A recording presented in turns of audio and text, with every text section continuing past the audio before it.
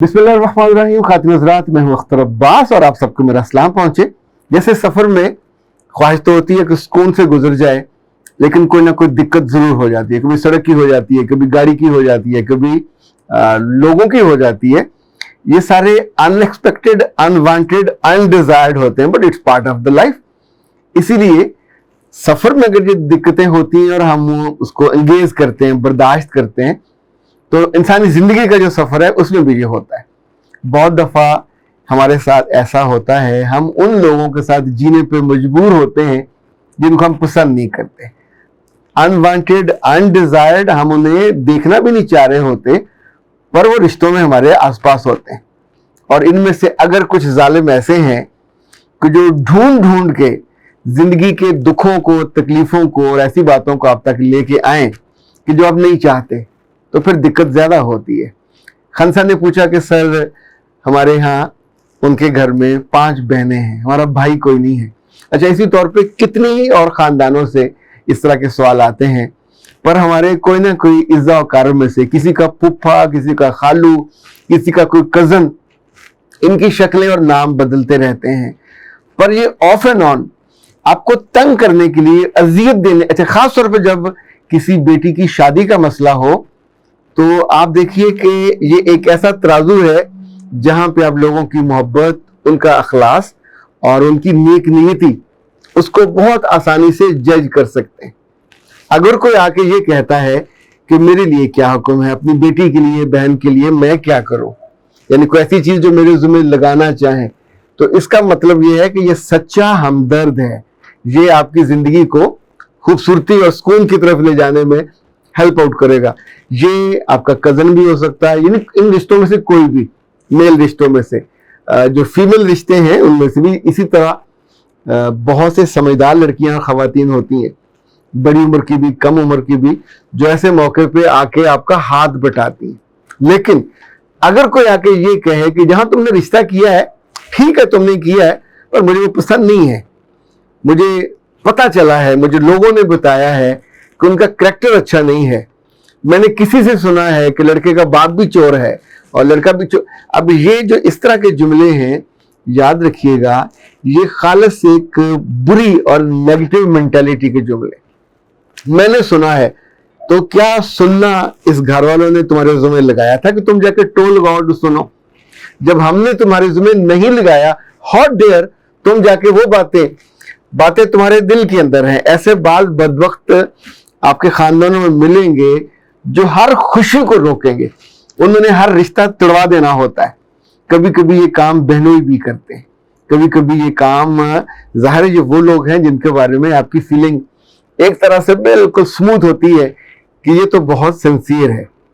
पर हमेशा देखिए कि अल्लाह ने हमको आंखें भी दी हैं, दिल भी दी है, सोचने वाला दिमाग भी दिया है, तो रिश्तों को ऐसे मौके पे देखा करें। अगर कोई आके कहे मेरे पीर साहब ने कहा है कि वो लड़का ठीक नहीं है, उसके खानदान वाले ठीक नहीं है, तो क्या तुम्हारे पीर साहब को अल्हाम हुआ है? ये अल्हाम इस तरह का लोगों के बारे में तो अल्लाह ताला ने किसी इंसान को उस पे ना तो ये वदीयत की, ना भेजा। कल के बारे में कौन जानता है? अल्लाह ने ये राज अपने पास रखे, अपनी किताब में रखे जो लौह महफूज है। यानी कोई शैतान उस महफूज किताब में से कुछ देखने जाए, ढूंढने जाए, सुनगुन लेने जाए, तो फरिश्ते उसको पत्थर मारते हैं, जिसे शाबे साकब हमारे यहाँ कहा जाता है, ऊपर से मारे जाते हैं ताकि वो वहां तक फिर भी मुमकिन है कोई सुनगुन ले लेते हो। पर शैतानों की बात हो रही है, इंसानों के बस में कैसे है कि दूसरे के दिल में झांके, किसी के माजी में झांके, या किसी के मुस्तकबिल के बारे में झांके कि मुझे उसकी आंखें अच्छी नहीं लगती, मुझे उसका माथा अच्छा नहीं लगता, मुझे उसकी नौकरी अच्छी नहीं लगती। अब ये सारी चीजें अगर आप के ज़िम्मे लगा था घर वालों की तरफ से और आपने तहकीक की, तो तब भी तहकीक और जुस्तजू उसकी उम्र के बारे में होगी, पढ़ाई के बारे में होगी, घर के बारे में होगी कि अपना है, किराए का तो नहीं है, जो वो कह रहे हैं। आमतौर पर बाद में गिला होता है ना कि उम्र ज्यादा निकली, जॉब नहीं करता था, झूठ बोला वगैरह। तो अगर तो रिसर्च करनी हो दूसरों के बारे में तो ये करनी चाहिए। पर अगर कोई बंदा मुस्तकिल आपकी खुशियों के बीच में आता हो, तो फिर ऐसे रिश्तेदारों को डिस्टेंस देते, उनसे लड़ते नहीं है اور ان کی بات کو اگر وہ جبرن سنانے پہ آمادہ تو بالکل خاموشی سے سنیں، اور اس کان سے سنیں اس کان سے نکال دیجئے، چونکہ یہ ان کی جسے کہتے ہیں نا ایک عادت ہوتی ہے، عادت ثانیہ، پکی عادت، انہوں نے کبھی خیر کی خبر نہیں دینی ہوتی۔ آپ کی بیٹیوں کے بارے میں، آپ کے گھر والوں کے بارے میں ان کی طرف سے ہمیشہ ایک بری ویو اور ایک بری فیلنگ آتی ہے، کیونکہ ان کے دل میں ویسا ہوتا ہے۔ کبھی کبھی یہ لوگ امپورٹنٹ ہونا چاہتے ہیں، اور کبھی کبھی لوگ جو بائی نیچر، بائی انسٹنکٹ بھی برے ہوتے ہیں، اور انہوں نے اپنے لیے رول ہی وہ چنا ہوتا ہے اسی طرح کا تکلیف دینے والا۔ اچھا، جب میں آپ سے یہ شیئر کرتا ہوں تو ایک بات جو میرے دل میں ہوتی ہے میں آپ سے کہتا ہوں کھل کے، تو اس میں سے ہڈن جو میسج ہوتا ہے کہ آپ نے زندگی میں ایسے برے لوگ جتنے دیکھے ہیں ان جیسا بننا نہیں ہے۔ بعض آپ کو شادی بیاہ کے موقع پہ ایسی خواتین نظر آئیں گی، وہ وہاں بیٹھ کے خوشی کی بات نہیں کریں گی، کوئی نہ کوئی دکھ دینے والی، غم دینے والی، فلاں نے ایسا کیا تھا، فلاں نے ایسا کیا تھا، اور بعض تو گھیر گھیر کے وہ جملے لے کے آتی ہیں، فلاں بڑی بے حیا ہے، اس نے تمہارے بارے میں یہ کہا۔ اچھا، مجھ تک جب ایسی شکایتیں آتی ہیں کہ سر میری بہن نے، وہ بھی شادی شدہ اپنے گھر میں ہے، میری تو اس سے بہت محبت تھی، پر اس کے بارے میں فلاں میری عزیزہ نے یہ بتایا کہ میری سگی بہن نے میرے بارے میں یہ کہا، یا سگے بھائی نے یہ کہا، یا فلاں نے یہ کہا، فلاں نے یہ کہا۔ تو میں ان سے کہتا ہوتا ہوں کہ ایک لمحے کو سوچو کہ اس نے پھر بھی آپ کا حیا کیا، اگر یہ کہا، اس نے آپ سے نہیں کہا، کسی اور کے سامنے کہا، اور ہم نہیں جانتے وہاں موضوع کیا چھڑا تھا،